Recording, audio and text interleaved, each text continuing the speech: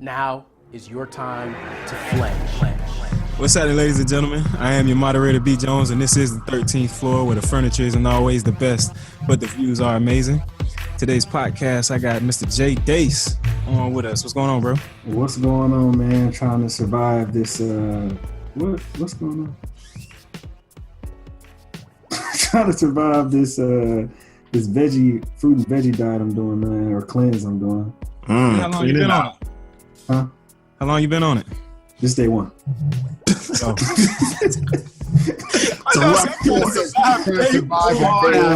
Hard out here. Trying to survive, man. Put 24 hours in. We're going to come back to you, man. Mr. Editor Extraordinaire, DJ Barry, Be Fresh. What's happening, bro? Living in America.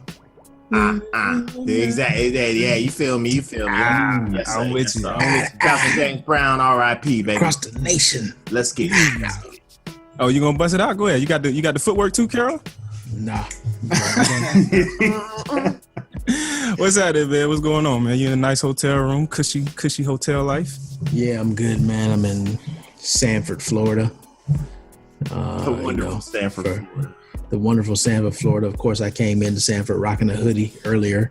Yeah. Just because. No issues? But yeah, man. No issues, man. No issues. Never that. Easy. And last but not least, we got the Noop on the podcast today. Faison, what's happening? Yes, sir. Same old. Just enjoying life and lack of sleep and all those good things. But you know what? It's a joyful moment. So I'm pretty sure you have a lot of good pictures already, right? Yeah, I realized that I got about 2,000 pictures of Nnamdi, and I'm probably up to around 300 or so of Arenze. So yeah, the collection's growing. But we're going to be in Dallas this week, so I'm sure I'll get some more at the Alamo.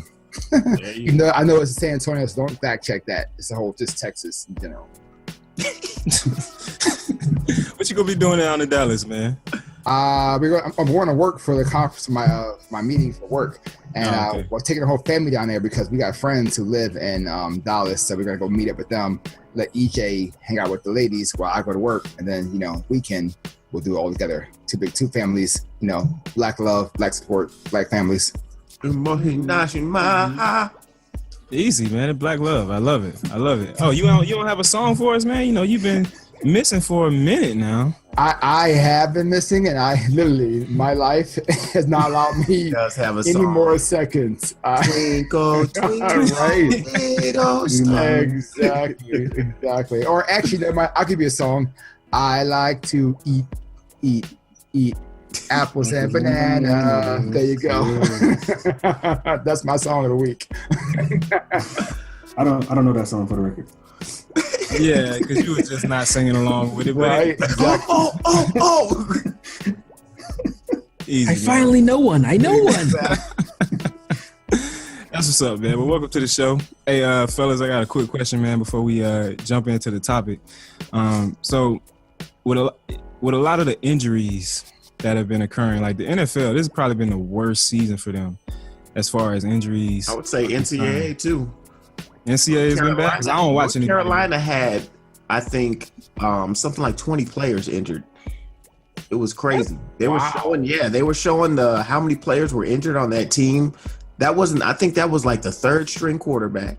I think it was. There was a lot of their starting defense was injured.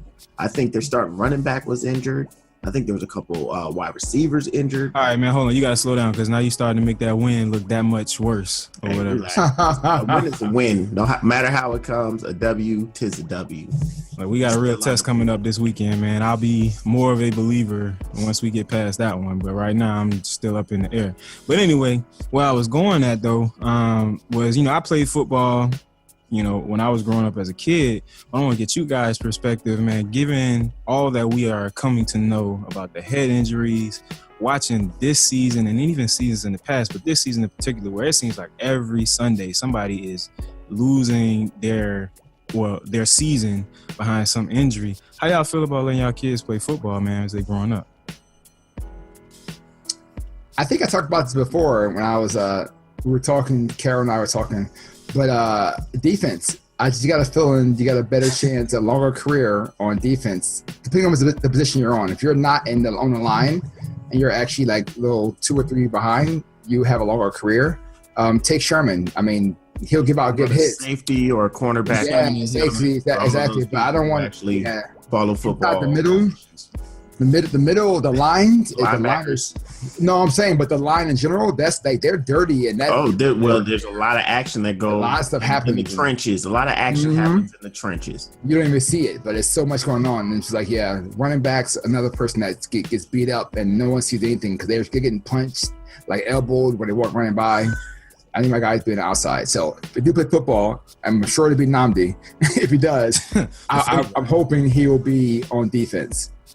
Yeah, for me, I don't know if I can make that decision. Like, I don't feel comfortable because just the head injuries, and then like, yeah, I played football from the time I was little up until high school or whatnot, but it doesn't feel like I'm being the responsible parent if I'm like knowingly putting my son out there on that field and knowing the risk that he actually runs. And it seems like it's a much heightened risk. I was hoping that Mike would be on so we could talk about this baseball thing, because I feel like if I'm pushing him anywhere, it'll definitely be towards baseball or even basketball. Now, if he wants to play football, I'm not going to hold him from it.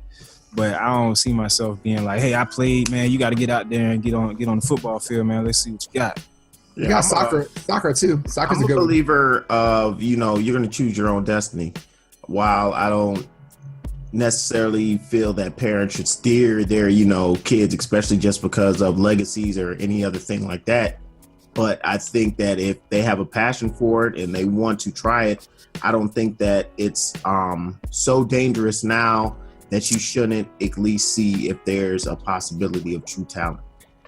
I mean, I literally just saw a news broadcast where they were talking about they're using robots now for hitting dummies, where they literally had like a tackling dummy that was on the coach was controlling it like a RC controller. And I mean, this thing is zipping all over the field. They're using it for tackling, everything.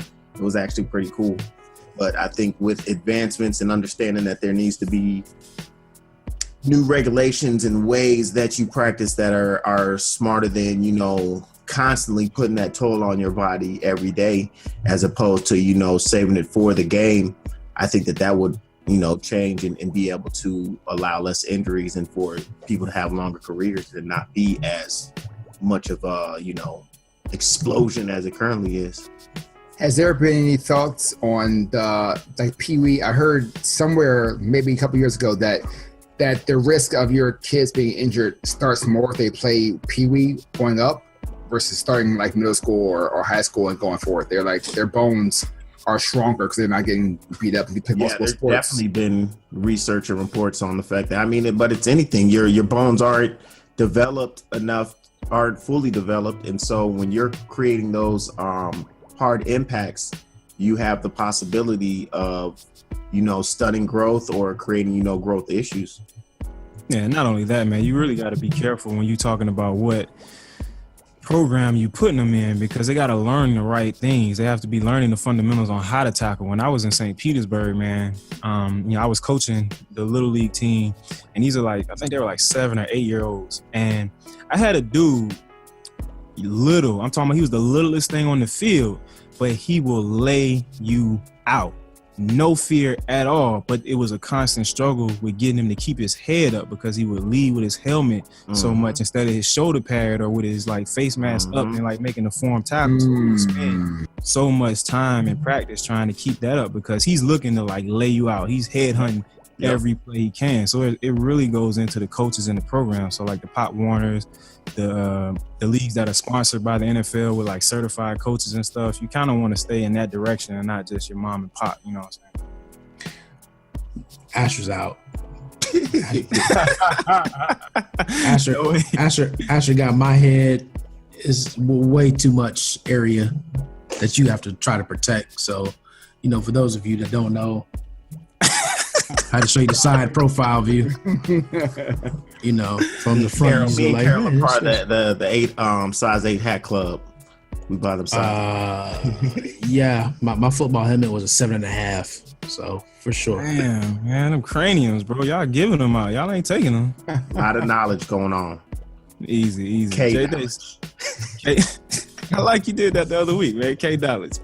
Easy, man. Well, J Dace, we coming your way, man. This is your show, man. What you feeling like talking about today? Something that's been on my mind, man, is really separating what you do from who you are. And honestly, man, I was just thinking about it, and it just really spoke to me, because I really feel like if you have the mindset of doing what you do and not really taking away who you are from it, then when if you lose what you do, then your identity is gone. And that's just something that's been on my membrane this week. So I just thought that'd be a pretty good topic for the show. So you say separate who you are from what you do. Mm-hmm. So like, okay, for example, if you want to be a firefighter, right?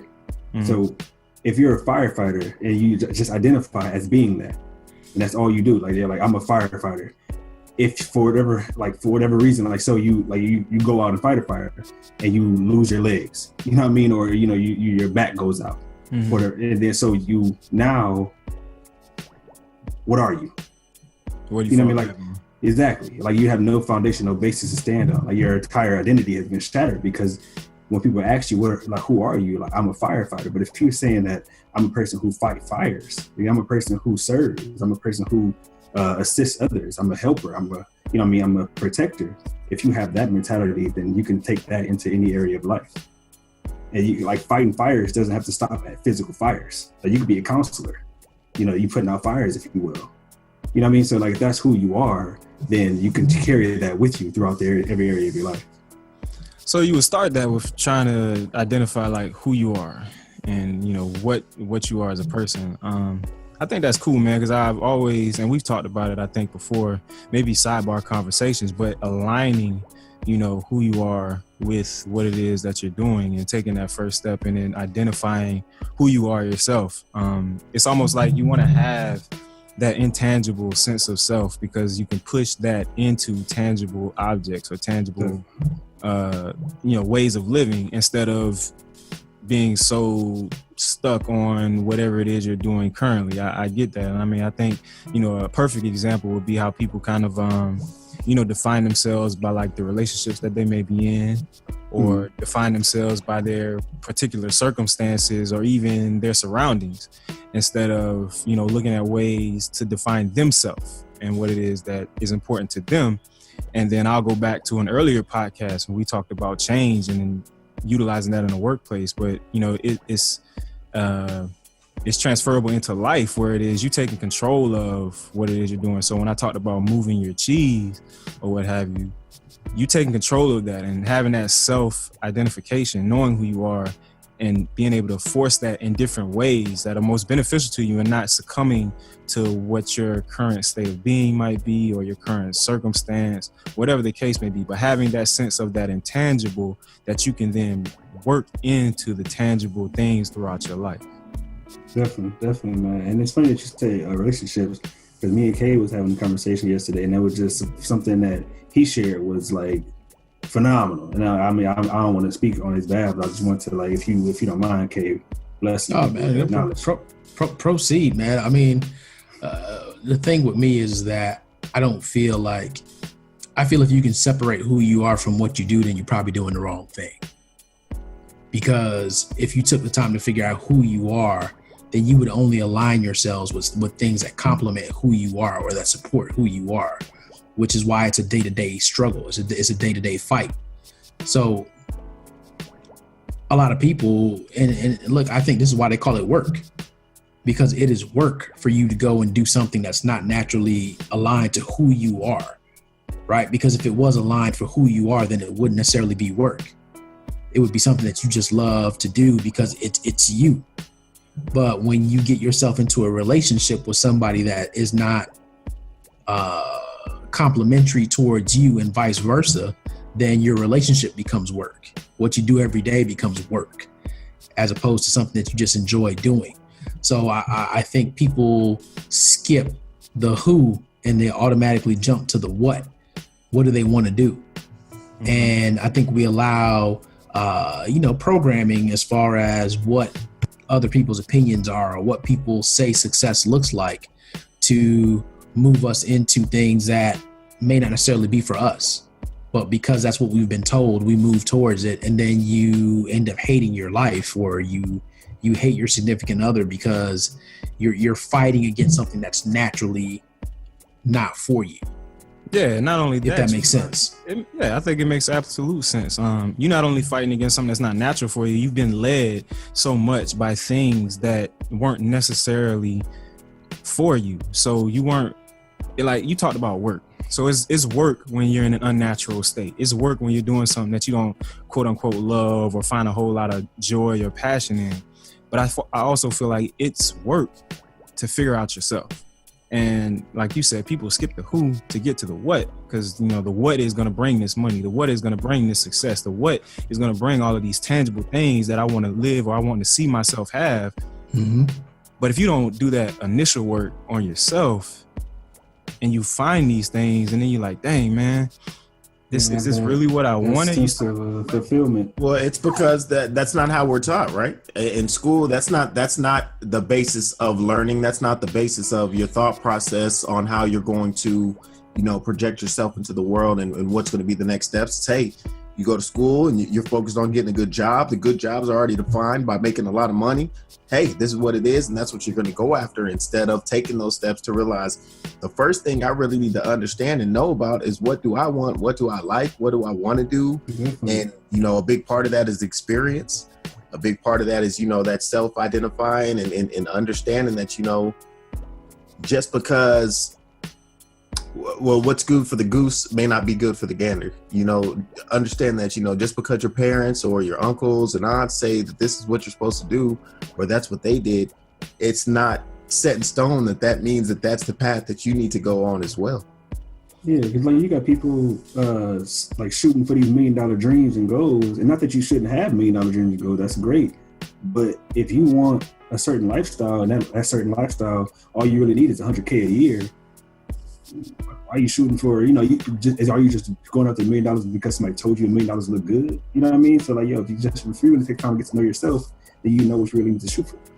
Well, I like the way that you guys keep using the word good, because what might be good for you isn't necessarily going to get you to what's great for you. And that's what we're trying to do, is to get you to what's great for you. So when Jay says go out and be great, I always challenge him all the time, because, hey, what does that mean? Mm-hmm. And I don't think that people realize what that means. Go out and be great. You can't be great if you're doing something not as yourself.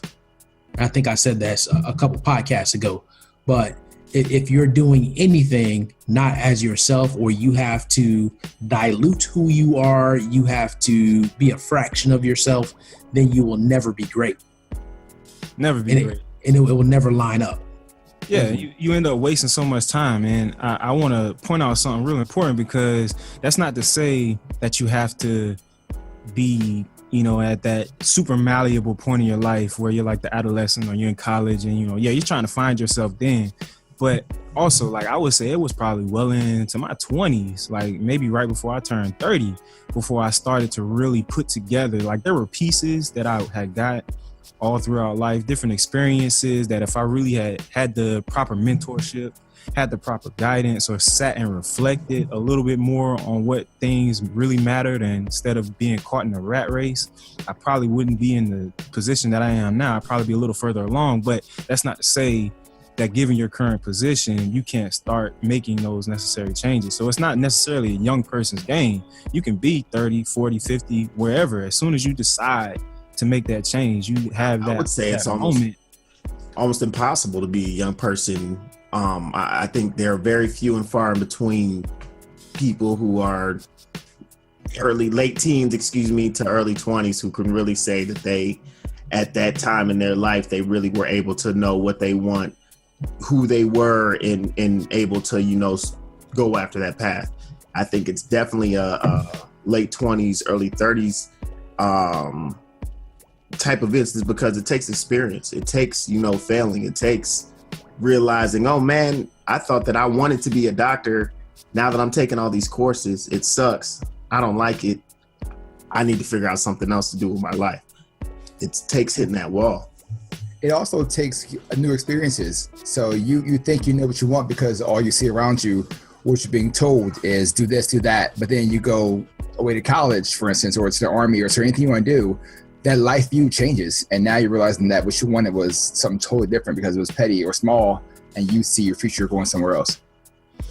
And I like how you said when you gave the example of taking the classes and, it being hard and, kind of like, oh, this isn't really what I want to do. I think that's a very, not slippery slope, but you kind of got to walk a fine line with that because I think too often sometimes we find ourselves in situations where we don't really push ourselves.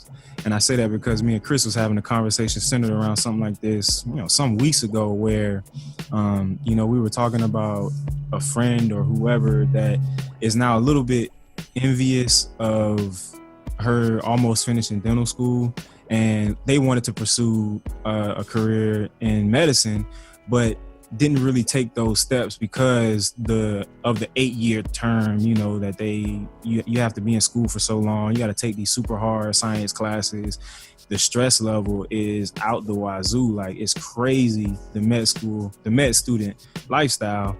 And you kind of find yourself second guessing, like, dang, man, if I had went ahead and, worked at that situation, then I could be in a different place now, although it would have cost me a little bit. So it's like, I don't want people to kind of shy away from things just because it is kind of hard. I totally agree, but I think that again is understanding and listening to your inner voice in the sense of, if you still know that's something that you want, of course you need to fight through it. Like, anything that's, valuable is not easy to obtain, so it's okay to have to fight through and have that fighter's mentality of, this is still what I want. I know it's a lot harder than I imagined, but this is my goal. This is what I really think I'm good at. This is what, my passion's about. But there is that moment of realizing, wow, I don't want to be a doctor. Like, these classes are crazy. The stuff that I'm doing, like, it's not interesting to me. It's not, it's not creating that inner fire that even though it's hard, I'm still like, but I want it. Then man, it might be time to, take that look and see, if there's a different career path, if there's something else that gets you to what you thought was important about being a doctor. Maybe it's just like, the reference Dace was using with the firefighter, where it's, hey, maybe it wasn't that you wanted to be a firefighter, but you wanted to help people. So being a counselor is actually right in the same wheelhouse and is allowing you to get that same fulfillment. So it's about go ahead. And a couple of things. So I think when we talk about kids going to college and, they end up studying something that they have no interest in, unfortunately, because of traditional parenthood, you raise your kids to be in a certain track. Mm-hmm. And it's not until they go to college that they get that little bit of freedom where for the first time, maybe they have that ability to have some quiet, free thought to themselves, and all of a sudden they start questioning things that they never questioned before because their parents kind of ordered the steps that they were going to take. So, that's one thing. And then you're right. The problem is that in today's society, you hear more and more people asking about the why. But the why, until you understand the who, doesn't make sense. Because once you understand the who, then the why becomes so much more easier. So that class is difficult. You have a clear understanding of why I'm doing this. So it's not really difficult because this is in line with who you are or who you want to be. So I think that difficulty then comes again when you're not aligned with who you are and what supports you and what continues that track of who you are. It's just funny. This is my life. Only because I say that because my wife, EJ, as you guys know, she her path from middle school to be a doctor. Her dad's a pediatrician. She wants to be a doctor. She went all the way through school. Got ace at MCAT. We studied all through college, really like focusing on, I'm going to go to be RN. I'm going to do my RN study. I'm going to be a doctor, blah, blah. Got to the MCAT, passed MCAT, and then literally went to grad school and was like, I don't want to do that. So she wound up going for medical health certificates. She has that process, and she went to the giving and the community side of the medical field. So she saw that, and she saw that it was hard work. Everyone pushed her, but she also knew that by the end of the time, okay, well, I got to this point. What can I do with this now that I have this far and I'm going this far? So if you diverge and you say you don't want to do it, I mean, you don't have to change your field completely. You can find that hole or that niche that you want and take us to the next level. And she's been successful like crazy because she knows what she wanted to do with that small 1% of the medical field or the giving field or caring field, should I say. And she's taking it where she is now. Yeah, that's pretty amazing, man. So, and where does she end up now? Like, she's now at JP Morgan Chase in the what is it? I'm trying to think of the name, what the actual name of it. The division. Corporate responsibility. She's on that side of it now. Just make sure that the corporate is taking care of the communities around her and giving back, be it medical, be it giving, be it food, be it schools. She's the vice president of that mindset. She's making sure the community is receiving from the corporations. And it worked out. Easy.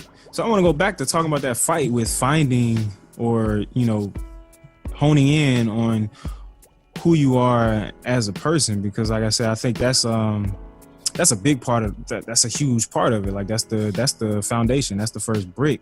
And, a lot of the experiences that you come in contact with, all the people, the things that you put in your brain on a daily basis, they all end up shaping that.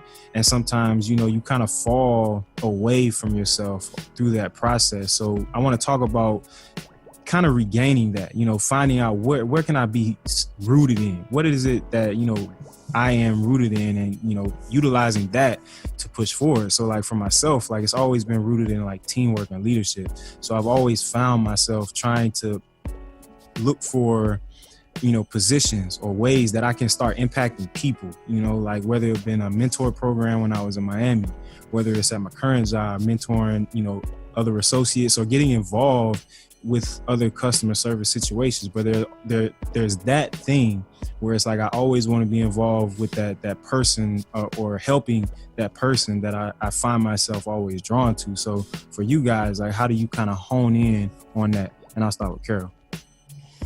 So before we go to me, I want to take it to you first because Jay and I were talking yesterday and we kind of broke down who you are, right? So first and foremost, you're a provider.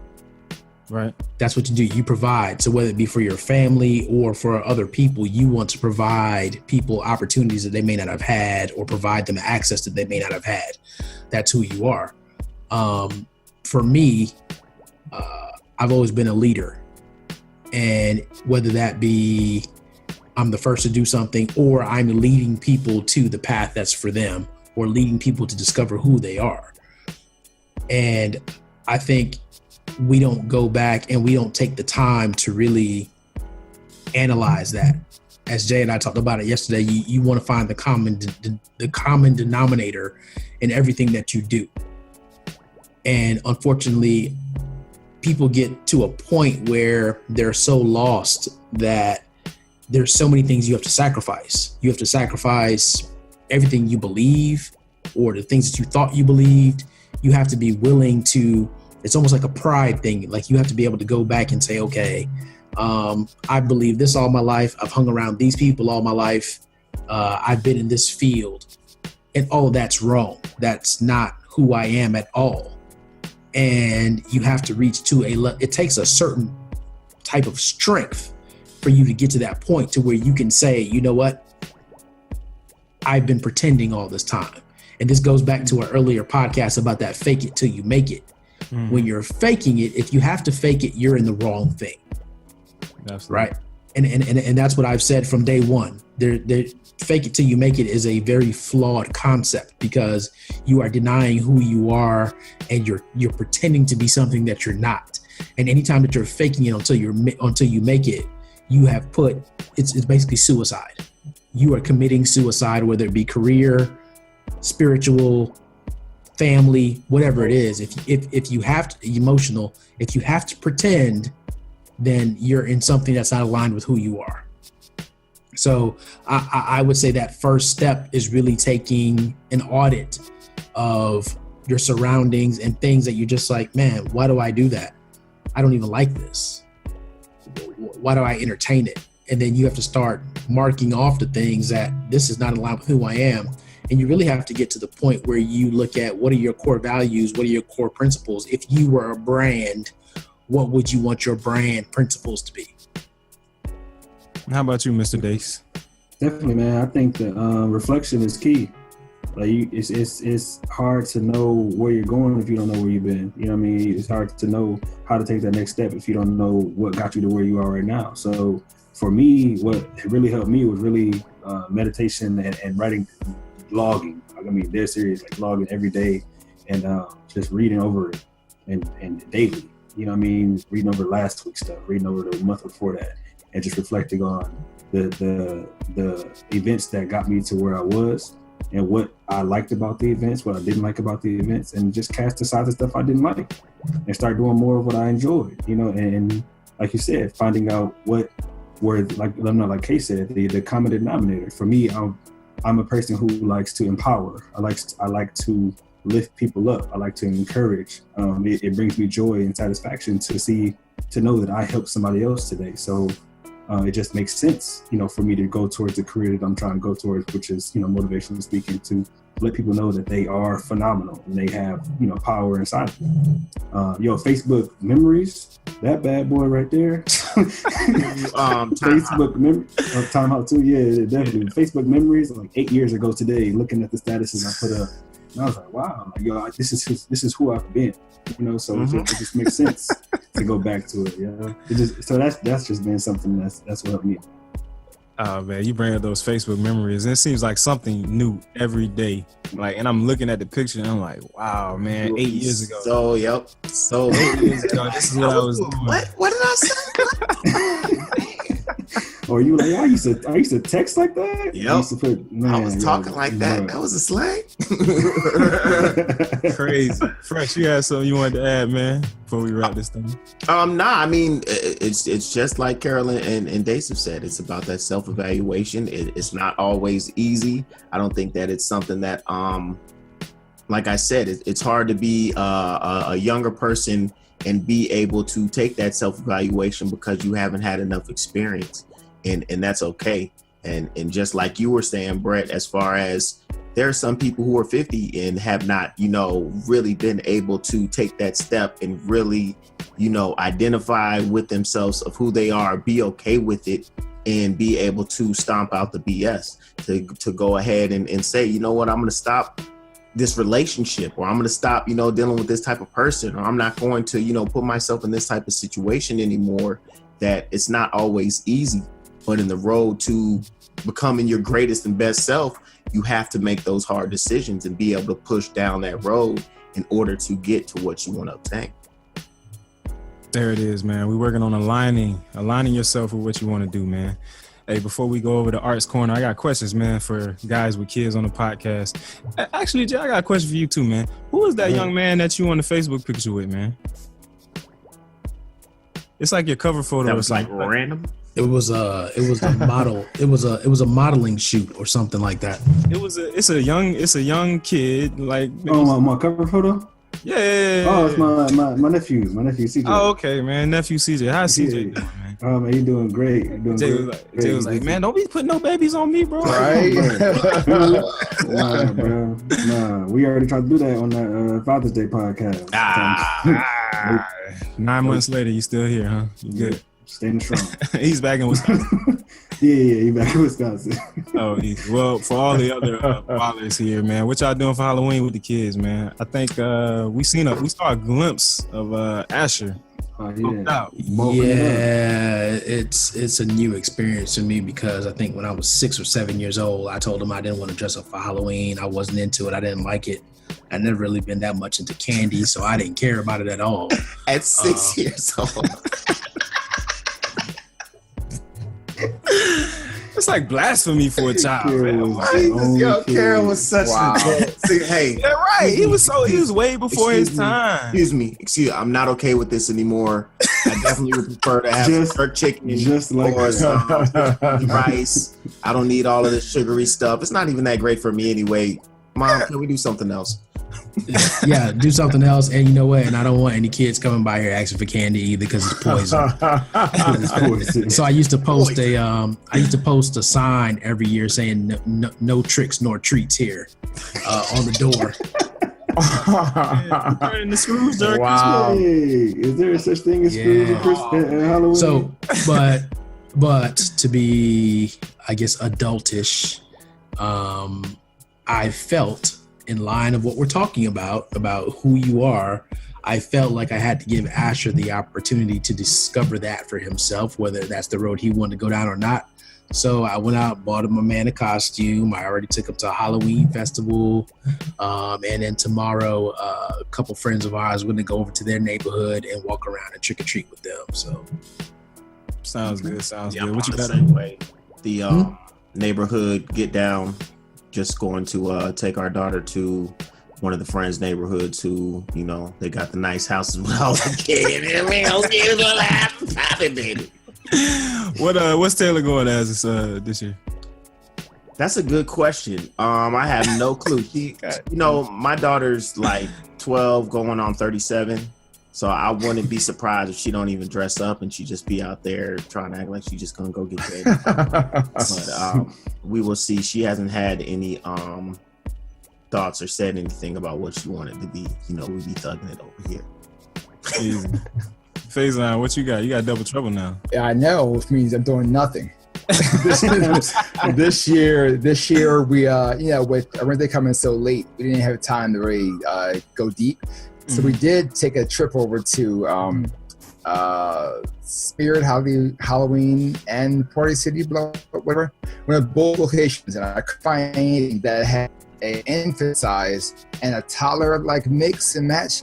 The best I saw was Mario and Luigi, but they only had it in toddler size. So I was like, well, if I'm going to do it, I got to do it right. I can't have one kid and like a dragon and then one kid something else.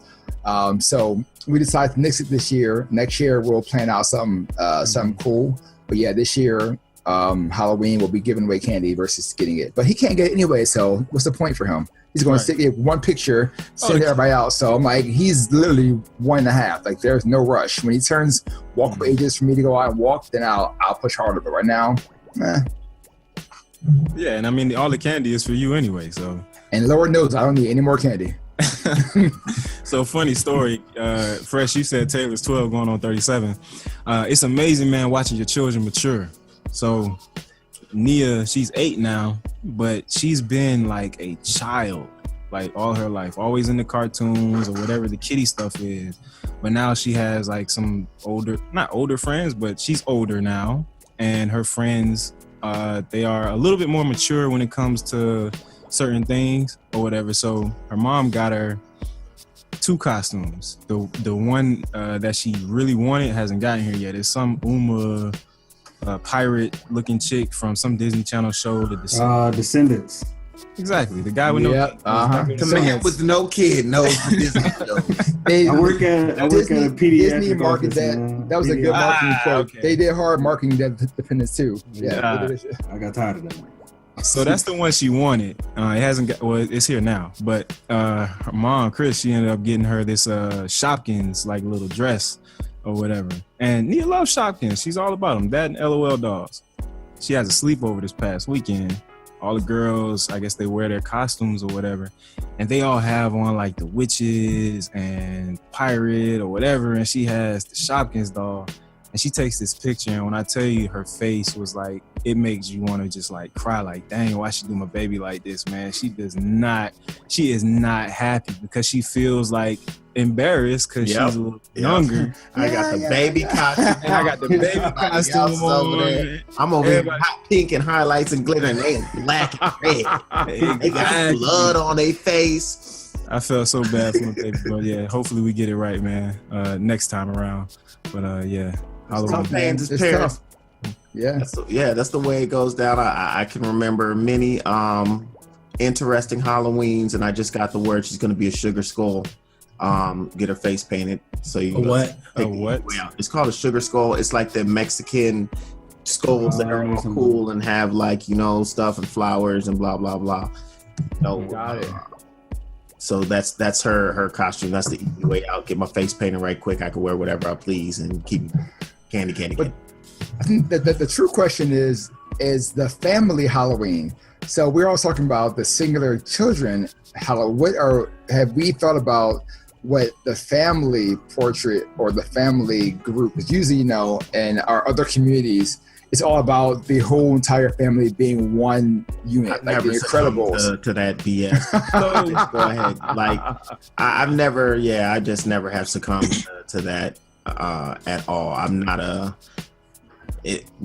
nah. I can't lie. I'm looking forward to the. I bet you are. I the bet three you are. boys and the girl. You're gonna be superheroes every year. I can already see. Well, I got to figure it out because there's three boys and a girl, so everything has to be three girls. I can do Ghostbusters. I can do I can mix and match it. I got to figure out how I'm going to do it. But it's four of us. It's four of us now, so we can do it. Everything's in four. So the Incredibles I can't do because I need a girl. You do the I need a baby. Fantastic Four. Boom. Look at this cat. Oh my god. I'm all for it. And the thing is, Nobby could be a thing because it's so Nobby big. Nobby And is Human definitely- Torch. Out the Like gate. next year, Out the it's gate. on. It's on.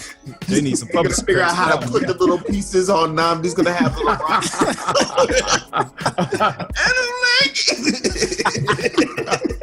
Why is he looking like that in the costume? You look so angry. Hey, Carol, I'm not doing none of that. I was like, man, y'all lucky he got to see the whole. Man, let Black Panther come with some female version and a child. Let this series go somewhere. There is a female Black Panther. It's No costumes yet, though. It's T'Challa's sister, but Shuri. See, no costumes yet. I'm saying no costume for her next yet. year they'll have the king, the queen. They'll have it all. Yeah, definitely. That grandma go ahead and bust it out, man. Pull out the sewing machine and she can make it. You can go ahead and dress up as his father though. You make Asher the Black Panther. You could be, isn't it what's King his T'Chaka. What's his name? Is isn't that his dad in the movie? What's his T'Chaka. one eye? Nah, but what's his name? Oh, Samuel Jackson. Nah, Nick Samuel Fury? Jackson isn't playing He's him. He's Nick Fury. You No, talking about Fury with the one eye? No, he's talking I'm about talking who's the about- man that plays You know I'm talking King about. T'Chaka. Oh, I don't remember. Jesus, he's got one sleepy eye. Come on, Oh, man. Forrest Whitaker. Forrest Whitaker. he's not dad. He's somebody else. He's a whole He different, is. Oh, he's a Yeah, different character. different tribe. Yeah. Oh, boo.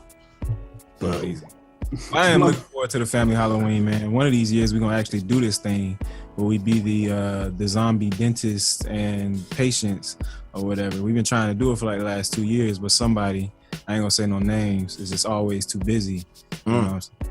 But it's gonna pay out in the long run. Hey man, I'm gonna need you not to be. I'm gonna need you not to take shots at one you know what I mean? of our biggest supporters. Right. It's all in fun, man. It's all in fun.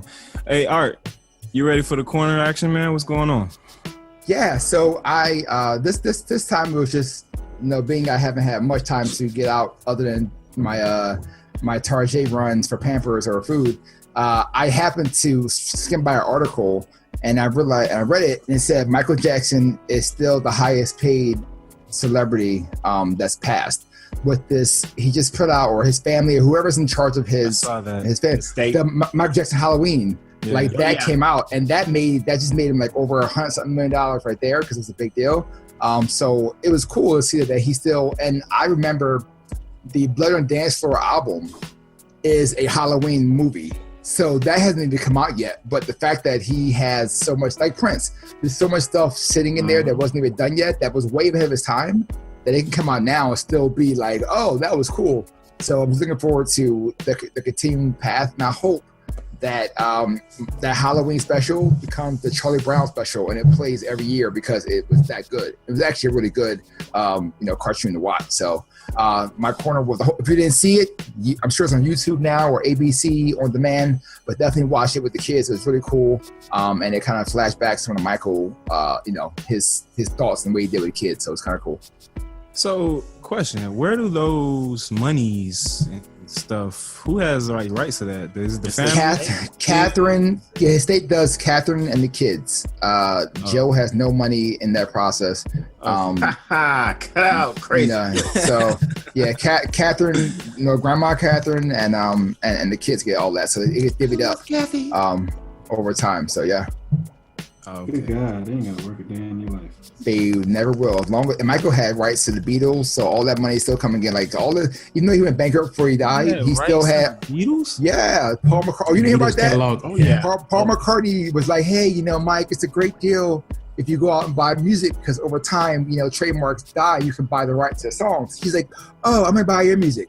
And he was like, ha, ha, ha, and he actually went out and bought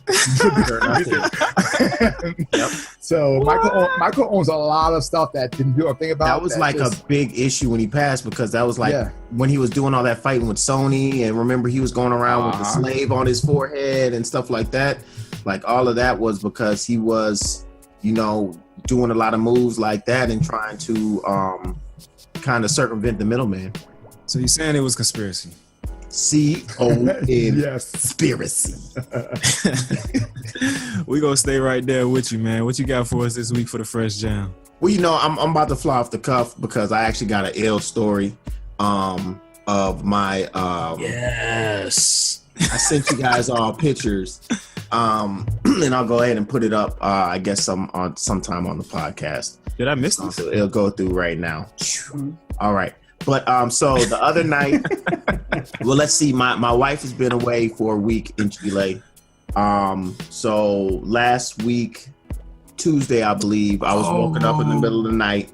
I have I have two small dogs, but the one that was in bed with me was going crazy in the bed, and I'm just like trying to figure out what's going on, barking like wild at the foot of the bed. I get up, walk around. I don't see nothing, I'm checking everywhere, just trying to figure out, why are you barking so crazy? Go back to sleep. Next night, same thing happens in the middle of the night. All of a sudden, I'm talking about 1:30, 2 o'clock in the morning. Dog's going crazy at the foot of the bed, wake up. I'm like, what's going on? I walk around my house, checking doors, nothing's going on. All right. So now we're Thursday going into Friday now, or Friday morning. Same thing about 1:30. Now, this time my dog doesn't wake me up, but I'm woken up to the sound of what I can distinctly hear is something opening up my dog's food. Like I have a container for the food. I hear something opening it up, shuffling around in there, and then closing the container back. And so I'm laying in bed, and that's a very distinctive noise. So I'm like, I know that's what I heard, but how did I hear this noise? And so I get up again, go walk around the house, look by the dog's food, excuse me. I look by my Chihuahua. She's in her bed, hanging out all by herself. Nothing's going on. So I'm still just like, what is going on? Go back and lay down, but I can't go to sleep now because I'm like, I know I heard a noise. So 20 minutes or so go past with me kind of laying there, half in and out. And all of a sudden I hear, which is just like steps across my floor, my wood floor. And so I know now there is something going on. So I get up, but I know, earlier today, the day before that, whatever I got up, whatever it was not, as soon as I got up running around, it disappeared. So let me just be quiet. Let me go ahead. I get up, I get my doorway of my bedroom. I'm just looking out now into my back living room. My DJ equipment was set up, and like the lights from the equipment were just like barely illuminating the living room. So as I'm sitting there quiet and looking, scared as all get out, like what am I gonna see? All of a sudden I see a dark shadow come from under my back dining room table and start to walk across the living room floor. Well, move. I just see the shadow of something moving across my living room floor and walking back towards my couches in table. So at this moment, I'm pretty much, chin on the ground, eyes as wide as like trying to figure out what is going on. And Taylor, get the box cutter. No, so I turn on the light now. Look, I turn on the light. in the room. Well, I turn on the light into the living room to see, and that's when I see it is one of the biggest possums I've ever seen in my life, and it's right in my living room in my house. Now, as I told you before, my wife is gone out of town. My daughter is asleep, of course, because it's like 1:30 in the morning. So now I'm trying to decide if I just go, all out crazy, or if I have to contain, my daughter. If I just go back to sleep. Yes, exactly. Knock on her door, like, can I sleep with you? Or So I didn't want to wake up my daughter, but I knew that, hey, he hasn't paid rent for however long he's been here. I cannot allow him to stay here any longer. Oh. Exactly. So in all of a whirlwind of, 15, 30 seconds, I put on battle clothes, run into the kitchen, and I grab the oven mitts, and then I run into the over here to grab a towel, because I was like, I need to, I guess, throw something on it, because I'm trying to figure out, I don't want to, the first thought is like, hey, grab the box cutter or something, we about to kill this thing. But then I'm like, man, I'm not cleaning up possum blood all around my house, and that's not gonna work. So now I'm sitting there with oven mitts, a towel, and my battle gear, and I'm cordoning them off into a little section behind like my couch. One of our couches. Exactly. Yeah. Now, if you guys remember, about a month and a half, 2 months ago, I had a little tango with, I'm pretty sure, what was this same possum's baby. Or you know what? It could maybe even wind up being the same. Right. Possum. Because there was a possum in my garage. I had to wrestle with him. I got him out. I felt like Trapper Jack. It was awesome. This story was not the same because this dude was a lot bigger. He invited me, so I'm sitting there silently trying to pump myself up to fight and battle. Come on. You're gonna get it. You're gonna get it. So I'm game planning on trying to get it out. I have it cordoned off. The towel situation just did not work. I tried to go and he made that noise, freaked me out. So I just ditched that. I grabbed a dustpan, one of the standing dustpans. I juked him a couple times. Hey, pow, pow. And when it did that, he started walking towards my original thought, I don't know why I was going to try to get him out the same door he came in, because in that same 30-second whirlwind, I was closing all the doors to make sure he couldn't go into any other rooms. But I was thinking to get him back towards the our other living room, where there's a side door that goes directly to out back. But he was closer to the patio door that then puts him on a screened-in patio on the backside. So I don't know why initially my brain wanted to go to the left, but either way, I pushed him to the right, got into that glass door, opened up, bow, hit him out. Now he's on the back patio, caved into the back patio. We got the issue of him being in the house solved, slam that door. Now I go out there for battle time.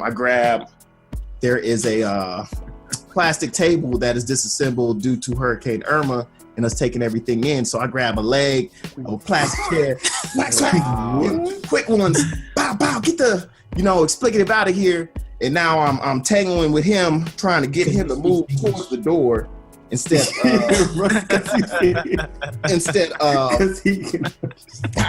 so I'm going, finally get the door open, I'll give him one more swift. He takes off out the door, and Possum Fiasco 2017 is officially over.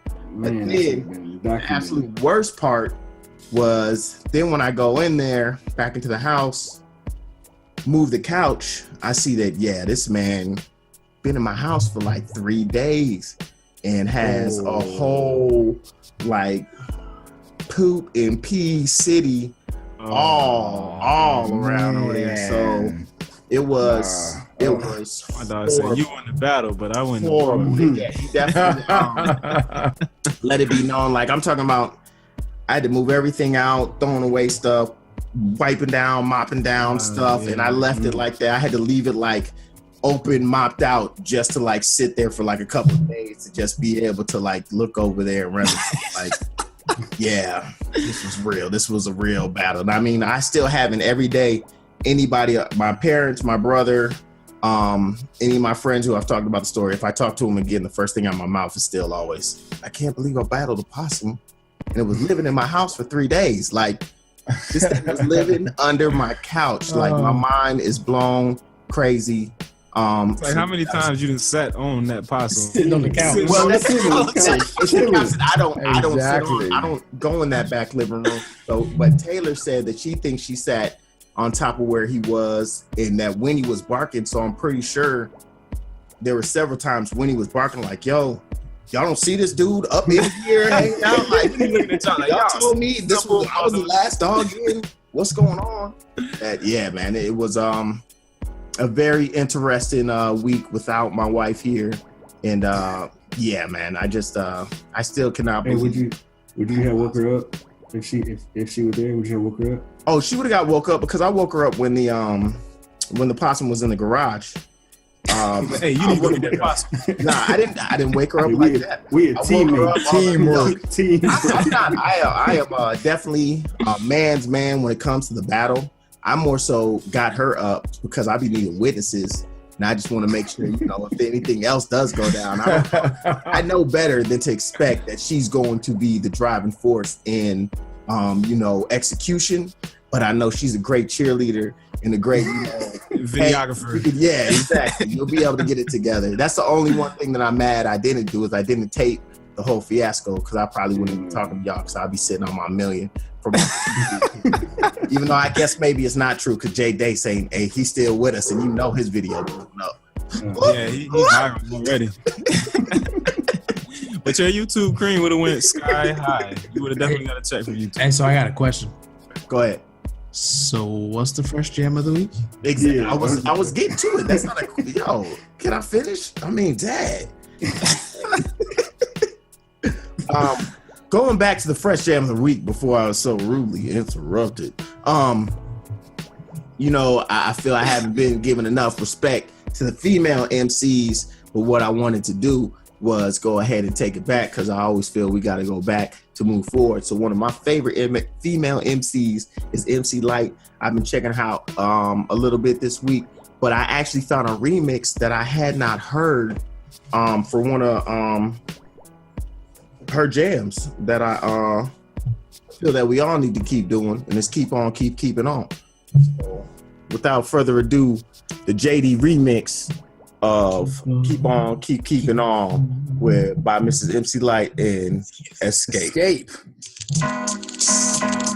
Check it out.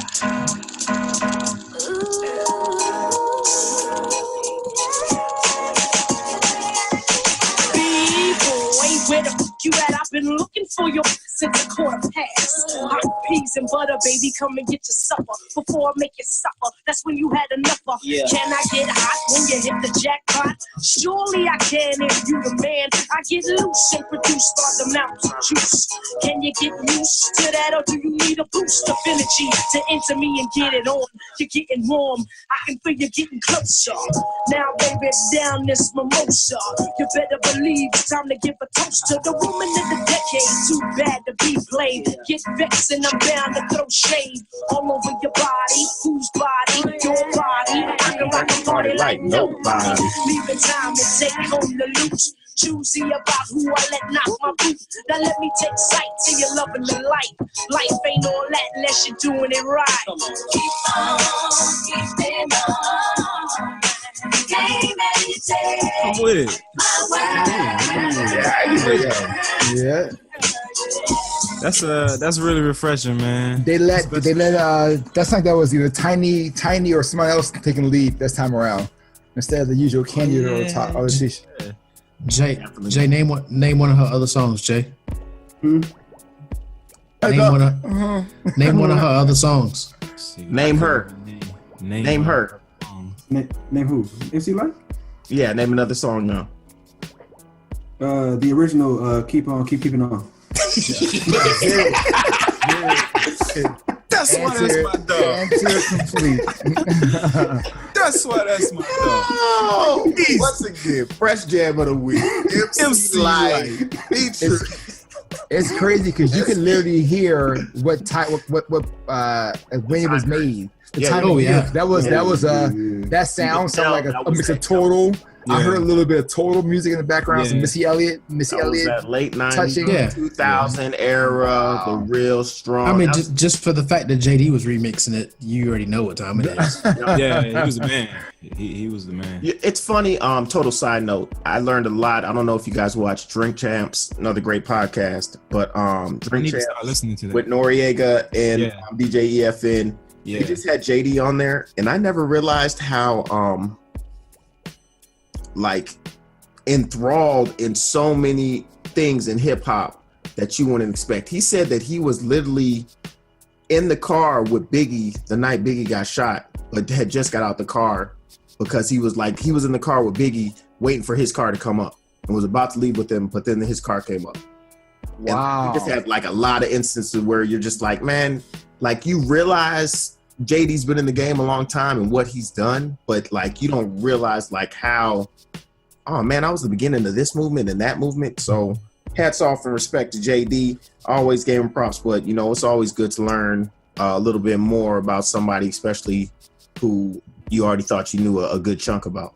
But Yeah, it's again, crazy. fresh jam of the week, MC Lyte featuring Escape. Keeping on JD remix. Y'all can check out the remix or the original, like J-Day said. Both of them is hot. They both fire. Fire. They both fire. Easy. Before I come to you, Coach K, to close us out, man, I want to remind everybody that you can get connected with us at 13th Floor Please on Facebook and Instagram. Make sure you subscribe to the podcast. And if you need to shoot us an email, 13thfloor@fledgeology.com. That's the link. So hit us up. Let us know what you think. Give us those 5 stars and leave the comments below. Coach K, what you got? And don't forget to resubscribe. For those of you that were previously subscribed, if you have not resubscribed in the last 2 weeks, you're probably not getting the new feed. So make sure that you hit subscribe again on iTunes, Google Play, etc. Hit the button. Et cetera, et cetera, et cetera, et cetera, et cetera. We still on you. We're still on me. Break it down, coach. I want to talk to the people that are scared or they feel like it's too late for you to truly become who you are and express yourself in your life 100%, whether that be in your career, in your marriage, whatever it may be. It is not too late. And I guarantee you, your life will be a whole lot easier if you take off that mask and be who you are and be true to you. And I think your boss will thank you for it. And if they don't, you may find another opportunity that's even better for you. Your spouse will thank you for it because they won't continually be guessing on who you are and what you want and why do you act this way. Why sometimes you're into your relationship and other times you're not. It's a lot easier for them to identify with you and figure out, okay, this is what I'm in. This is the partner that I have. If you are who you are. And for those of you that, you know, you may be younger and you may be in your parents' household or whatever, there are very respectful ways for you to start establishing who you are and line your life up accordingly from this point. So stop being afraid to claim who you are. I guarantee you when you do that, nothing will stand in your way and you will achieve things that you never thought you could achieve before. And that's what we want you to do. We want you to be who you are 100% to you and to move forward and claim the life that you've always thought that you should have. Claim it. Speak it into existence. Yo, There Joe. it is. Wow. Easy. There it is, ladies and gentlemen. We're done here on the 13th floor where the furniture isn't always the best, but the views are amazing. 43. Better believe it. Now is your time to fledge. Virginia Tech.